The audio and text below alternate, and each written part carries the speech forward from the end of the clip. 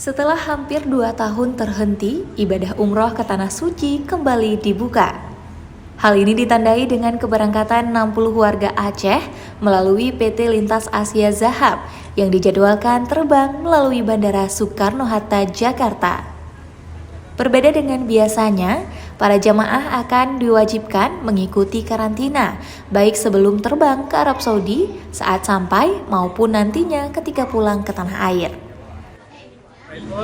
Alhamdulillah besok jadwal keberangkatan dari Banda Aceh ke Jakarta. Insya Allah di Jakarta kami karantina 1 hari, setelah itu kami keberangkatan ke Madinah. Di Madinah kami karantina 3 hari. Insya Allah selepas di Madinah kami ke Mekah. Setelah ke Mekah kami insya Allah kembali ke tanah air ke Jakarta. Insya Allah di Jakarta karantina. Meski tetap berlangsung selama 17 hari, namun jamaah akan menghabiskan waktu 8 hari untuk proses karantina.